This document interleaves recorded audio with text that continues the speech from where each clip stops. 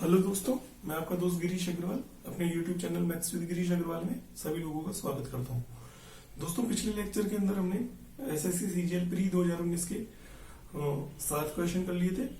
आज जो है सवाल नंबर 8 होगा और अभी टोटल जितने भी सवाल होंगे हर लेक्चर के अंदर हम 8 सवाल कर लेंगे और टोटल 36 क्वेश्चन है। तो चलिए आज का लेक्चर शुरू करते हैं। देखिए सवाल क्या कह रहा है। एक डीलर किसी वस्तु का मूल्य क्रय मूल्य से 40% ज्यादा अंकित करता है। मतलब कोई डीलर है, वो क्रय मूल्य से 40% ज्यादा, मतलब मार्केट प्राइस 40% ज्यादा निश्चित उसने कर दिया।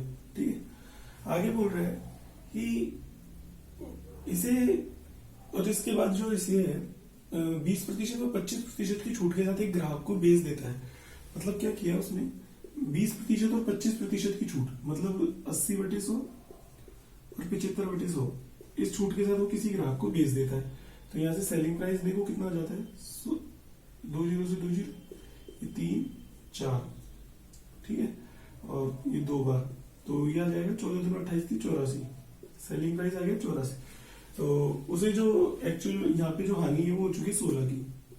ठीक है, और सवाल में क्या कह रहे हैं, जिससे उसे 140 रुपए की हानि होती है। तो ये जो 16 यूनिट की वैल्यू 140 है। आगे पूछ रहा है कि वस्तु का क्रय मूल्य बताइए। तो आपको कितने की वैल्यू निकालनी है, आपको 100 यूनिट की। देखो एक काम करते हैं, 4 से दोनों तरफ डिवाइड कर दो एक बार, तो यहाँ से 4 यूनिट की वैल्यू कितनी रहेगी, 35। अब हम क्या करेंगे, यदि 4 को इसको 25 से मल्टीप्लाई कर दें दोनों तरफ, तो हमारे पास 100 यूनिट की वैल्यू आ जाएगी। कर लीजिए 25 5 125, 12 25 3 75 12 87। ठीक है, तो ये आपका आ गया आंसर ऑप्शन सेकंड। ठीक है, चलिए अगला सवाल करते हैं। अब देखिए जरा दोस्तों, सवाल नंबर 9 क्या कह रहा है। किसी वस्तु का अंकित मूल्य 740 है, लगातार 15% व x% की छूट के बाद यह 566.1 रुपए में बेच दी जाती है। तो x का मान क्या है, मतलब आपको छूट का मान बताना है। देखिए कैसे करते हैं। आपको कहा जा रहा है कि 740 रुपए अंकित मूल्य मार्केट प्राइस पर छूट दी गई है, पहली दी गई है 15%। तो हम क्या करते हैं, 100 में से 15 को घटा के 85, ठीक है, बटे 100। इसके बाद देखिए अगला क्या है, x% की छूट। तो दोस्तों छूट x% की है, तो हम क्या करें, छूट के बाद बेचा कितने में, 100 माइनस x/100 इक्वल टू 566.1। ठीक है, यही हमको सॉल्व करना है। अब जरा देखिए इसको, इक्वेशन को सॉल्व कैसे करते हैं इसको। दोस्तों 740 को देखते ही आपके दिमाग में आ जाना चाहिए कि ये 37 का कहीं ना कहीं इसमें मल्टीपल होगा, और इधर 17 पंजे 85 होते हैं। तो ये चीजें क्या है कि देखते ही कैलकुलेशन को देख के घबराना नहीं है, बस देखते समझ जाना है कि कहीं ना कहीं ये जो 5661 है, ये मैंने पॉइंट हटा के 10 लगा लिया, तो ये 37 और 17 में से कहीं ना कहीं कटेगा जरूर। तो आप पहले एक काम करिए, इसको 17 से काट लीजिए। तो 17 पंजे 85 और 17 से इसको काटेंगे तो 17 थी 51, फिर 17 थी 51, तो 17 थी 51। अब आपको समझ में आ गया, 17 से कट गया। और जैसे ही आप 333 देखेंगे और 740 देखेंगे तो आपको समझ में आ जाएगा, ये 740 को तो 1 0 से 1 0 यहाँ काट लीजिए, 5 को काट लीजिए 2 बार। ठीक है, अब बात ये है, जो ये 74 है, ये 37 गुणा 2 है, तो इस 2 से इस 2 को काट लीजिए। और रही बात 37 की, तो 37 नाम 333 होते हैं। ठीक है, तो ठीक है, अब इसके बाद 1 0 से ये 0 कट गई, तो आपको समझ में आ गया 100 माइनस x बराबर आ गया 90। तो जो आपकी छूट का प्रतिशत आ गया वो आ गया 10। ठीक है, सेकंड ऑप्शन। चलिए अगला सवाल करते हैं।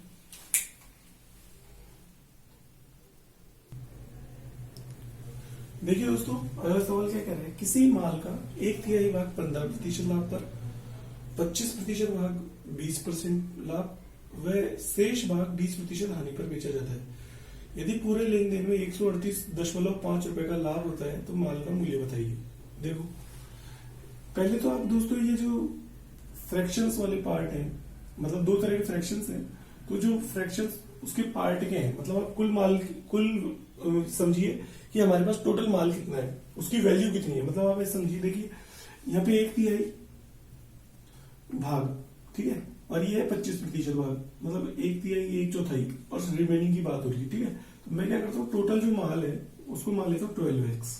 ठीक है, अब देखिए 12x का एक तिहाई भाग कितना होगा, 4x। एक तिहाई कहा जा रहा है इसको 15% लाभ पर बेचा जाता है। ठीक है, उसके बाद बोल रहा है कि 25% भाग, 12x का 25% कितना होगा, 1/4 फ्रैक्शन में करेंगे तो 3x। इसको कितने पे बेचा जाता है, 20% लाभ पर।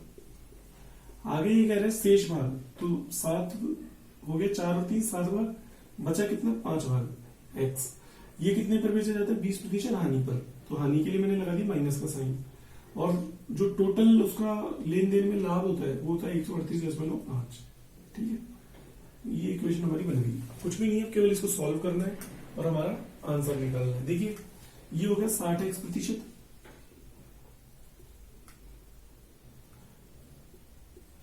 और इधर हो गया आपका, ये भी हो गया 60x%। ठीक है, और ये हो गया आपका 100% बराबर 138.5। देखिए यहां से आप वैल्यू निकालें तो ये हो गया 120 माइनस 100, मतलब 20% की वैल्यू आ गई आपकी 20% x, 138.5। तो और आपकी हमने वैल्यू कितनी मानी थी, 12x। तो आपको 12x की वैल्यू निकालनी है, ध्यान रखना। तो पहले हम ऐसे x की वैल्यू निकाल लेते हैं, तो 138.5 बटे 20%। दोस्तों परसेंटेज को बोलते हैं 1/100, मैंने आपको बता चुका हूं पहले। तो ये और यहाँ से पॉइंट हटा के नीचे लगा दी 10, तो 100 से 100 कट गया आपका। ठीक है, अब आप देखिए ये हो गया आपका, एक सेकंड देखिए दोस्तों, अब ये जो है 1 0 से 1 0, 1 0 से 1 0। ठीक है, तो एक सेकंड दोस्तों, एक काम करिए, 2x रहने दो। ठीक है, अब हमें किसकी वैल्यू निकालनी है, 12x की। तो हम एक काम करें, यहाँ भी 6 से गुणा कर दें, यहाँ भी 6 से गुणा कर देते हैं।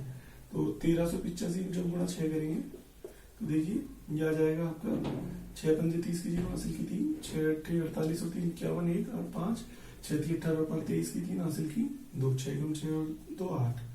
ये आ गया आपका। ठीक है, चलिए अगला सवाल देखते हैं। देखिए दोस्तों, अब जरा से सवाल है, यदि किसी वस्तु का विक्रय मूल्य उसके क्रय मूल्य से 8% अधिक है, मतलब जो वस्तु का क्रय मूल्य है, मान लीजिए सीपी, तो एसपी 8% अधिक है, तो मतलब एसपी कितना है, 108। अब कह रहा है प्रस्तावित छूट वस्तु के अंकित मूल्य की 10% है। इसका मतलब क्या हुआ कि मार्केट प्राइस यदि एक्स है तो उस पर 10% छूट देने के बाद उस वस्तु को सेलिंग प्राइस कितनी है, 108। अब हम यहाँ से मार्केट प्राइस की वैल्यू निकाल लेते हैं एक बार, और मार्केट प्राइस का क्रय मूल्य का अनुपात पूछा आपसे, क्या पूछा है, सीपी अपॉन एम।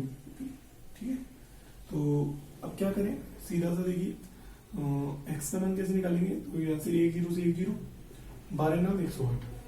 तो आपकी जो वैल्यू आ गई मार्केट प्राइस की आ गई 120। ठीक है, तो मार्केट प्राइस आपकी 120 हो गई, और आपका जो सीपी है वो कितना है, 100। तो ये आ गया आपका 5/6। ठीक है, तो फर्स्ट ऑप्शन। ठीक है, चलिए अब अगला सवाल करते हैं। अब देखिए जरा दोस्तों, अगला जो सवाल है ये काफी अच्छा सवाल है। ए 20% की हानि पर, ए 20% की हानि पर किसी वस्तु को बी को बेचता है। मान लीजिए ए 100 रुपए की वस्तु को जो बी को बेचता है वो मान लीजिए 80 में बेच देता है। क्यों, क्योंकि बोल रहे 20% हानि पर। ठीक है, इसके बाद देखिए बी इसे 12.5% के लाभ पर सी को बेचता है। तो 12.5% को हम बोलते हैं, मैंने आपको बताया था 12.5% को क्या बोलते हैं, इसको हम बोलते हैं 1/8। तो 8 पर 1 का लाभ कितना हो जाता है, 9/8। तो 80 गुणा 9/8, तो ये आ जाएगा आपका 90। मतलब सी को वो वैल्यू वस्तु कितने में मिली, 90 में। इसके बाद सी इसे 8% की हानि पर डी को बेचता है। मतलब सी आप -8%, मतलब बेचता कितने में, 90 का 92%। और ये आ जाएगा आपका, देखिए 1 0 से 1 0, और ये आ जाएगा 9 2 18 की 8 हासिल की है 82। मतलब ये आ जाएगा 82.8। ठीक है, आगे देखिए। अब वो ये कह रहा है यदि डी इसे 248.4 रुपए में खरीदता है, इसका मतलब क्या हुआ, 82.8 की वैल्यू कितनी रहेगी आपको, 248.4। तो यहां से देखिए इससे कट जाएगा और एक यूनिट की वैल्यू अभी 3। अब जो भी आपसे पूछ रहा है उसको 3 से मल्टीप्लाई कर दो, आपका आंसर आ जाएगा। अब आपसे पूछ रहा है ए और सी के बीच हानियों का अंतर क्या है। देखिए दोस्तों, ए को हानि कितने की हुई है, ए ने 100 की चीज को 80 में बेचा तो 20 की हानि यहाँ हुई, और सी ने -8 की जो हानि है, सॉरी सी की जो, एक सेकेंड, सी की जो हानि है वो कितने की है, इसको एक सेकेंड सी ने, एक सेकेंड दोस्तों कुछ गड़बड़ है शायद। देखिए दोस्तों, हानि का मतलब ए को हानि जो है वो कितने की है, 20 की। ठीक है दोस्तों, वैल्यू की यूनिट की बात करें, क्योंकि 100 का जब हम 20% निकालते हैं, 20% निकाल के मतलब 80% निकालोगे 80 आएगा, या फिर 20% घटा दोगे। दोस्तों ध्यान रखना, ये मैंने 20% घटाया ना कि 20 घटाया है। हानि कितने, और हानि कितने यूनिट की, 20 यूनिट की। तो उस हिसाब से यहाँ पे देखिए 90 की जो चीज है इसको मिली है 82.8 में, मतलब हानि कितने की है यहाँ, 7.2 यूनिट। ठीक है, तो यहां से क्या हुआ, ए को हानि हुई 20 की, सी की हानि है 7.2 यूनिट। ये हमें इंपॉर्टेंट चीज सवाल में, और ये सवाल बहुत अच्छा सवाल है क्योंकि केवल एक इस लाइन ने सवाल को बहुत अच्छा बना दिया। तो अब देखिए, जो ए और सी की जो हानि है वो है टोटल 12.8 की, है ना, और आपसे पूछी जा रही है एक की वैल्यू 3 है, तो 12.8 की कितनी हो जाएगी, 12.8 × 3, तो ये आ जाएगा आपका 38.4। ठीक है, काफी अच्छा सवाल था ये। चलिए अगला सवाल करते हैं। देखिए दोस्तों, ये सवाल काफी अच्छा सवाल है। एक दुकानदार ने 10% की छूट पर 80 किलो चावल खरीदा। मान लीजिए मार्केट प्राइस उस वस्तु का जो है, आप मान लीजिए 100 रुपए या 100 जो भी है, 100 ही मान लीजिए। ठीक है, और 90% की छूट पर, सॉरी 10% की छूट पर 80 किलो चावल खरीदा, मतलब उसने खरीदा कितने का है, सीपी मतलब 90 रुपए का। ठीक है, अब बात ये आ रही है कि उसने चावल कितना खरीदा, 80 केजी। कितना केजी खरीदा उसने, 80 केजी। ठीक है, उसके बाद हर 20 किलो चावल पर उसे 1 किलो चावल मुफ्त दिया गया। अब उसने खरीदा 80 केजी, तो आप समझिए 20 किलो पर यदि उसे 1 किलो चावल मुफ्त दिया गया तो 80 केजी पर कितना मिलेगा, 4 केजी।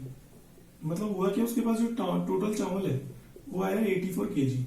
ठीक है, आगे वह कह रहा है यदि वह चावल को अंकित मूल्य पर बेच देता है, तो अंकित मूल्य मतलब अंकित मूल्य पर बेच देता है तो उसका लाभ प्रतिशत ज्ञात कीजिए। अब एक बात बताइए, उसने खरीदा तो 90 रुपए का था, 90 रुपए के अंदर उसने कितने चावल खरीद लिए,